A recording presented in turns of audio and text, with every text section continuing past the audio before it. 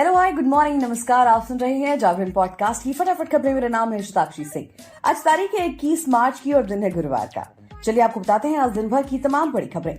आबकारी नीति घोटाले से जुड़े मनी लॉन्ड्रिंग मामले में दिल्ली के मुख्यमंत्री और आम आदमी पार्टी के राष्ट्रीय संयोजक अरविंद केजरीवाल ने हाईकोर्ट में एक नई याचिका दायर की।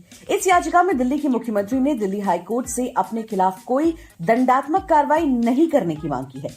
ताजा जानकारी के मुताबिक इस मामले में न्यायमूर्ति सुरेश कुमार केत की अगुवाई वाली खंडपीठ आज सुबह सुनवाई करेगी। अब देखना होगा कि आज कोर्ट से अरविंद केजरीवाल को ईडी के सम्मन पर पूछताछ के लिए पेश होने से राहत मिलेगी या नहीं। मालूम हो कि आबकारी नीति मामले में ईडी अब तक दिल्ली सीएम को 9 सम्मन जारी कर चुकी है, लेकिन केजरीवाल ने अभी तक ईडी के सभी सम्मन को नजरअंदाज किया है। बढ़ते हैं अगली खबर की तरफ। सुप्रीम कोर्ट में चल रहे पतंजलि आयुर्वेद के गुमराह करने वाले दवा विज्ञापन मामले में अब कंपनी ने कोर्ट से अपनी गलती की माफी मांगी है। पतंजलि आयुर्वेद और उसके एमडी आचार्य बालकृष्ण ने गुमराह करने वाले भ्रामक दवा विज्ञापन देने के लिए सुप्रीम कोर्ट से बिना शर्त माफी मांगी है। इस माफीनामे में विज्ञापन को फिर से प्रसारित न करने का दावा भी किया गया है। आचार्य बालकृष्ण का कहना है कि कंपनी के मीडिया विभाग को सुप्रीम कोर्ट के आदेश की जानकारी नहीं थी। उनका कहना है कि इसका उद्देश्य नागरिकों को पतंजलि के प्रोडक्ट का उपभोग करके स्वस्थ जीवन जीने के लिए प्रोत्साहित करना था। कोर्ट ने 2 अप्रैल को पतंजलि आयुर्वेद के गुमराह करने वाले दवा विज्ञापन मामले में स्वामी रामदेव, जो कि पतंजलि के को फाउंडर हैं, और पतंजलि के एमडी आचार्य बालकृष्ण को कोर्ट में पेश होने के लिए कहा था।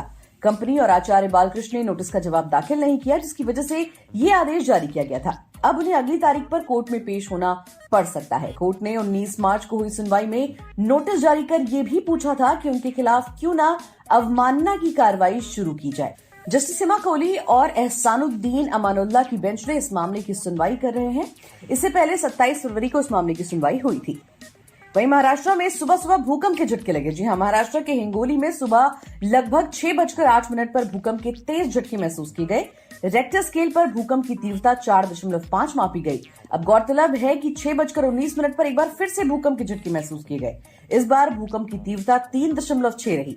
इससे पहले अरुणाचल प्रदेश में 2 घंटे के अंदर भूकंप के 2 झटके महसूस किए गए। वहीं महाराष्ट्र के नांदेड़ और परभणी जिलों के कुछ हिस्सों में गुरुवार सुबह भूकंप के झटके महसूस किए गए। गनीमत रही कि भूकंप की वजह से किसी को के हताहत होने की खबर सामने नहीं आई है। नांदेड़ में शहर के कुछ इलाकों और जिले के अर्धपुर, मधुखेड़, नायगांव, देगलुर और बिलोली तालुका में झटके महसूस किए गए। वहीं बढ़ते हैं अगली खबर की तरफ। जयपुर के विश्वकर्मा स्थित एक मकान में भीषण आग लगने की खबर सामने आई है और इस आग की चपेट में आने से 5 लोगों की मौत हो गई। आग इतनी ज्यादा थी कि हादसे में पूरा परिवार ही जिंदा जल गया। इस घटना पर राजस्थान के सीएम भजनलाल शर्मा ने भी शोक जताया है। सीएम ने दुख जताते हुए कहा कि परमपिता परमात्मा से दिवंगत आत्माओं को अपने श्री चरणों में स्थान और परिजनों को ये दुख सहन करने की शक्ति देने तथा घायलों के शीघ्र स्वस्थ होने की प्रार्थना करता हूं। सीएम ने कहा कि हमने घायलों को समुचित उपचार उपलब्ध करने के निर्देश भी दिए हैं। वहीं बात कर लेते हैं विदेशी खबर की।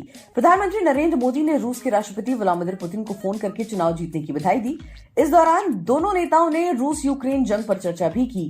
पीएम मोदी ने जंग पर भारत का रुख दोहराते हुए कहा कि कूटनीति और बातचीत के जरिए मसले का हल निकाला जाना चाहिए। इसके चंद घंटे बाद ही पीएम मोदी ने यूक्रेन के राष्ट्रपति व्लादिमीर जेलेंस्की से भी फोन पर बात की।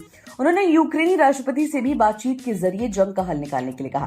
पुतिन और जेलेंस्की ने मोदी को लोकसभा चुनाव के बाद अपने अपने देश आने का न्योता भी दिया। फोन कॉल के बाद पीएम मोदी ने सोशल मीडिया पर पोस्ट करके कहा कि राष्ट्रपति जेलेंस्की से भारत यूक्रेन साझेदारी को मजबूत करने पर अच्छी चर्चा हुई। भारत ने हमेशा से जंग जल्द खत्म करने और शांति का समर्थन किया है। हम हमेशा मानवीय सहायता जारी रखेंगे। तो आज के लिए फिलहाल इतना ही। देश और दुनिया की तमाम खबरों को जानने के लिए जुड़े रहिए हमारे साथ और सुनते रहिए जागरण पॉडकास्ट की फटाफट खबरें।